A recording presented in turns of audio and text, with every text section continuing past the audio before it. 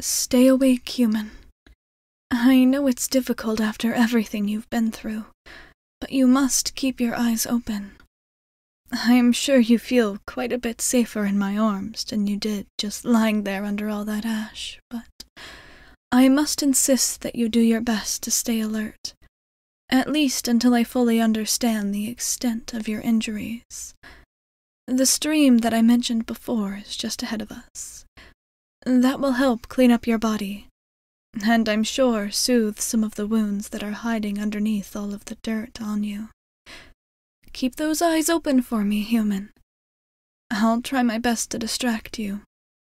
The stream isn't far from me, but it is still a bit of a walk, and a bit slower since I'm carrying you.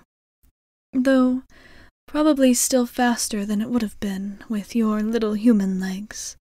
Not that they seem to be working very well at the moment. But you don't need to worry. Not just yet. I'm sure that you can still make a full recovery.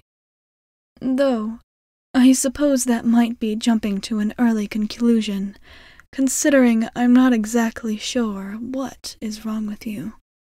But, like I said, I know a little bit of healing on my own, quite a bit on treating burns specifically.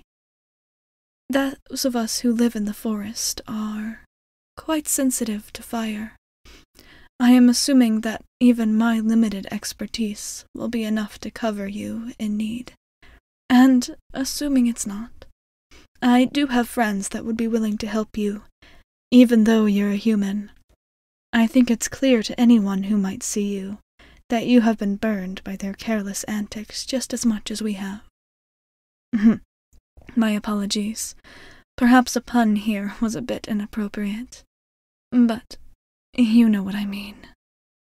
The human's ability to set fire to the forest so carelessly was already alarming, but the fact that one of their own was capable of getting caught in the flames without their knowledge, that just makes me quite a bit more angry than I would have been already. Though, I know that now is not the time for that, I'm sure. Anger is not going to help you now. Only kindness, which is what I hope to give. The same goes for most events, I suppose. Not that the humans would take that into account. I understand that their tendency is to cut down forests, rather than to plant more, or aid the ones that we have. To live outside of them, rather than among them. And they need trees for materials and all that. I suppose I can't blame them for cutting down a few trees, of course. My own kind needs wood just as much as many of the others here do. But I feel that it's often a matter of respect. I would never take more resources out of nature than I need, and I would definitely never burn so needlessly. Especially knowing that creatures live within the forest around me. Though, I suppose that was their intention, wasn't it? To burn down our home, because it was our home. I wonder if they don't see it that way. Perhaps they don't even know if the forest is anything more to us than the resources that it is to them. Or perhaps it is a matter of fear, as so many things are. Are humans even capable of understanding that other creatures live differently than them? People that respect the forest rather than fear it? Well, although, of course I do not believe that this puts you in my debt in any way, I would assume that you would at least remember that. Though, I know that you're probably not exactly a decision-maker among your kind, considering the frailty of your body, the wariness of your clothes, and the fact that you are out here in the first place. I find that many human higher-ups tend to avoid the forest. As they say, it is a bit of a front line, not the place for anyone with any control. But next time your kind do decide to do an act of violence against the forest, as well as those who live there, I would hope that they would think twice before making the call. It's the stories of the humans that I have heard are in any way embellished, as I'm sure they are, but the fear of the thing seems to take control of rational decision-making quite quickly. I suppose that goes for both sides, though. I can imagine that your kind has quite a few distasteful stories about those who dwell inside here. Though, perhaps you could add a new story to their lexicon. Once you return to your people, perhaps there is a story to be told about the kindness that the forest has been able to show you. Though, I suppose some of that might have been luck that you avoided the flames of your own people. How poetic. Even so, I hope that perhaps your story will have the ability to change something, even after such an act of violence. I know that you are not technically on our side of the war, as I fear that it is becoming that quite quickly, but any creature that was injured by fire is someone who I feel a kind of kinship to. You see, us here in the forest are bound by many things. By magic, of course, or, more simply, by inhabiting the same magical area, in the forest. But we are also bound by the fact that we have been outcast by humans. I suppose that you have become a common enemy of sorts for us. And, well, I would hate to inform you that you have fallen below what you originally thought your status was as a human, but it appears that you have been hurt by them as well, and I suppose that puts us in the same category, at least for the time being. Ah, here we are. I finally reached the stream I was looking for. Apologies. It was a bit longer to walk than I remembered. It's hard to judge distance for me sometimes. It's often much easier for me to get around than it would be for other creatures that are smaller. Well, I suppose of more average size, as you are. Here. I'm going to lower you down to the ground now, but not put you in the water just yet. I worry that if there are any open wounds on your body, it's possible that the water will disturb them. I'd hate to see you in any more pain than you already are, especially because of my inadequacies. I'll set you here where the water can flow away from you easily, but it will also be easy to stop the flow onto you as well. Here, give me a moment. Let me fill my canteen. I'm going to start with your face. I know I already cleaned it up just a bit when we first met, but there's still quite a bit of ash that needs to be cleared away. And it would be pointless to start with something downstream of that, since I would just make it dirty again when I come back around. Let's see. I'm going to pour the water slowly, so let me know if anything is causing you any discomfort, and I will pause to assess it. There we go. I'll start by pulling the water over you now. Your skin is kind of pink underneath all this dirt that has accumulated on it. I suppose that all of you, at least, is a little bit warm. But it looks like, from what I can see now, it's nothing more damaging than a bad sunburn. That's a good sign, I think. Though, I'm sure not exactly comfortable.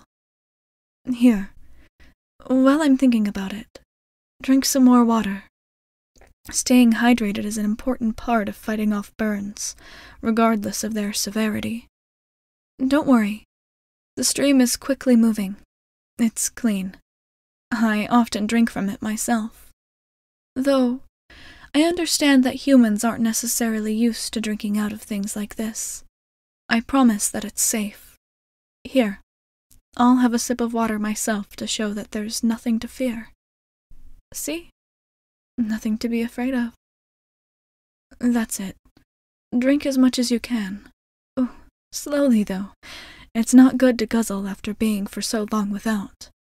I don't even want to imagine how long you must have laid there like that, surrounded by the destruction, or among it, as you must have been in the beginning. Here, I will work to clean the rest of your body. remember to let me know if anything feels extremely painful. I am very glad that I ran into you.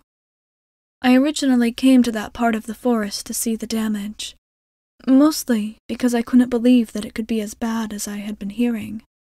But, of course, it was somehow worse. Something about actually seeing it. All those trees just gone, burnt to ash and disappeared. I had originally come to fall into despair. Some way to force myself to grieve for what I knew must have been lost. But then in meeting you, that allowed me to remember what's most important during these challenging times, to make sure that everyone who is affected by it can take care of each other. I know that you're a human, of course, which usually would incline me to ignore you, or at least be a bit wary of you, but I am glad that I'm able to help you. I would hate to know that there was someone suffering in the forest, so close to my own home, and I was unable to do anything to assist them. Oh, have I found something? That's a startling response. My apologies. I'm sure it startled you more than it did me. Let's see. Yes, this burn is quite a bit more severe than just the pinkish tint that the rest of your skin has in other places. Let's see. That's a 3rd degree at least. I can imagine that it would be extremely uncomfortable. Let's see. I have a smaller bag with me in my pack. I usually use it for gathering mushrooms and such, but this is much more important. Rather than running water over this wound, I'll try to moisten the cloth and clean around it. Let me know if this gets too painful.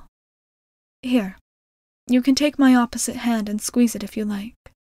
I hope that will bring you at least a bit of comfort. Ready? Very well. I'll begin now. That's it, human. Take deep breaths. There we are. It looks so much better already when the dirt has been cleared away. Well, revealing more damaged skin is something that's happening, but I know that it will be further on the path to healing once the dirt is cleared away. That's it. Almost there now, human. And done. There. That wasn't so bad, right? I'm going to use another piece of that bag to bind it. I do have some ointment back at my home that I can apply later, but for now, this is the best I can do. So, my apologies. Are there any other places where you fear that the fire has gotten to you more than others? No? Just this one? Very well. I'll still move quite carefully, though. Your shock or adrenaline may be hiding other injuries from you for now. I'm not sure if it's exactly fair to say this, but you're quite a bit better off than I originally thought. Perhaps the dirt was adding to my panic. But if this is the only burn, which I don't see any more other than it, of course, and the pinkish tint as well, I suppose. But between just those things, you're in a better position than I thought you would be. Though, wherever it is you came from, I can't imagine that you're in much of a condition to travel again. So, though I suppose I could go out seeking some human village, perhaps it would be safer to simply take you back to my own home? I assume that at the moment, tensions between the humans and creatures that live in the forest will be quite high. I don't want to risk my own life, even to help you, I'm afraid, as we did just meet. But it's possible that yours would be in danger in those circumstances as well. Of course, I could always drag you into a human village, leave you there, but that makes me nervous as well. Not to make assumptions of your kind, but many of them tend to attack first and ask questions later. So, what do you say, human? Would you like to come back to my home? You can rest there and gather strength while you decide what to do to move forward. And, to be honest with you, I wouldn't mind the company. But the choice is yours, of course. What's this? You do want to come.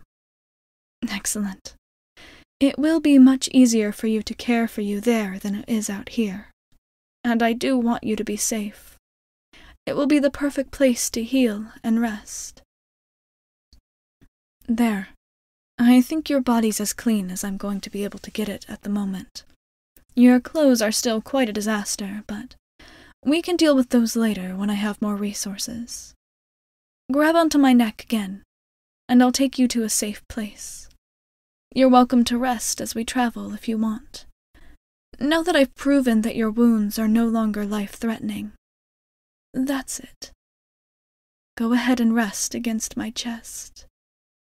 I'll wake you when we get to someplace safe, and then I will be nearby for whatever you need.